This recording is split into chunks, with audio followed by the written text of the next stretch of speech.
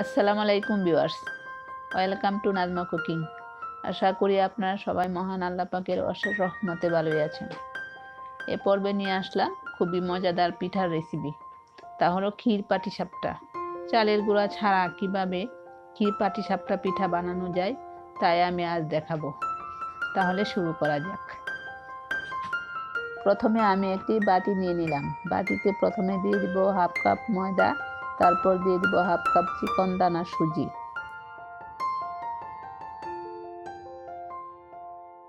1/4 চা চামচ লবণ দিয়ে ভালোভাবে মিশিয়ে নিব।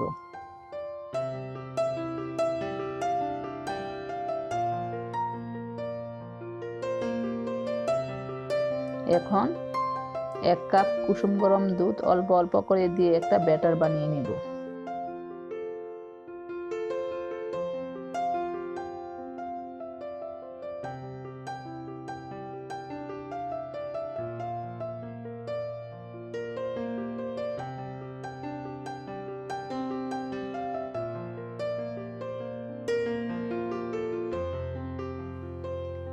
এখন দিয়ে দিব অয়েল 1 টেবিল চামচ।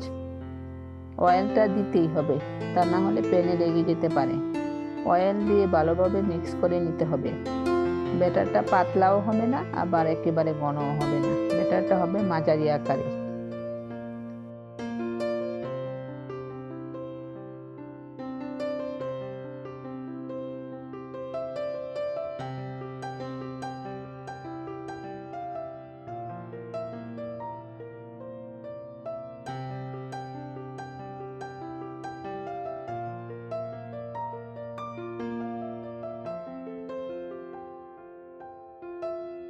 এখন ব্যাটারটা রেস্টে রেখে দিব 20 মিনিটের জন্য।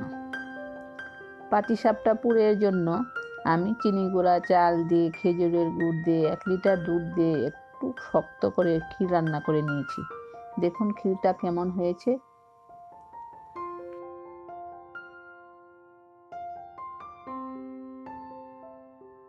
বিশ মিনিট পর ফিরে আসলাম। এখন চুলায় একটি প্যান বসিয়ে নিলাম। প্যানে টিস্যুর সাহায্যে একটু তেল ব্রাশ করে নিলাম। প্যানটা গরম হলে সুজির ব্যাটারটা দিয়ে প্যানে দিয়ে রুটির মতো বড় আকারে ছড়িয়ে নিলাম।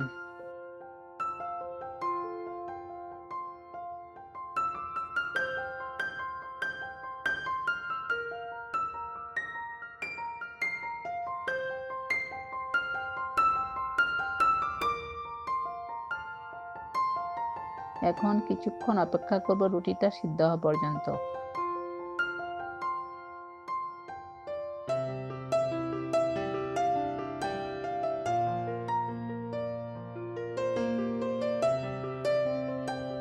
আমার রুটিটা সিদ্ধ হয়ে গেছে।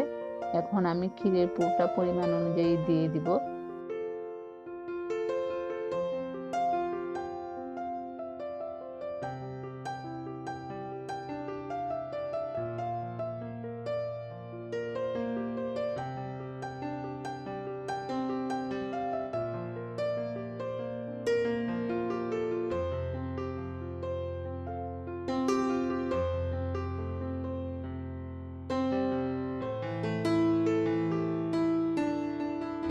তারপর ফোল্ড করে নিব পাটিসাপটা পিঠার মতো।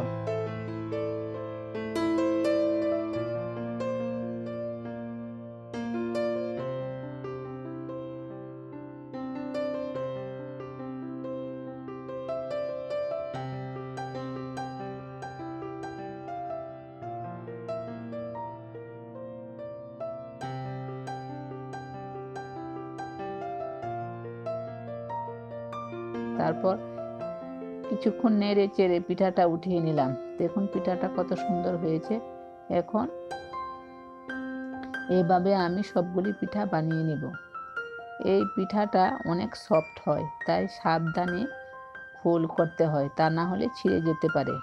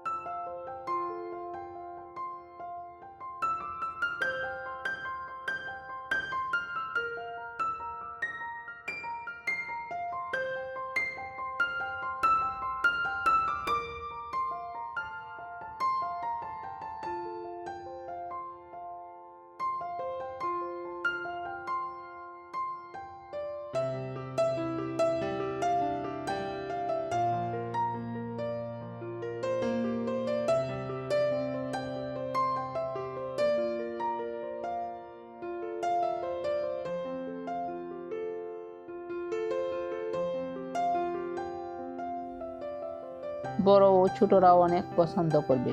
আপনারা বাসায় একবার হলেও চেষ্টা করে দেখবেন আর আমাকে কমেন্ট করে জানাবেন কেমন হয়েছে। অসাধারণ মজাদার একটি পিঠা, মুখে দিলেই মিলিয়ে যাবে। আজ এই পর্যন্তই। আপনারা সবাই ভালো থাকবেন, আমার জন্য দোয়া করিবেন। আল্লাহ হাফেজ।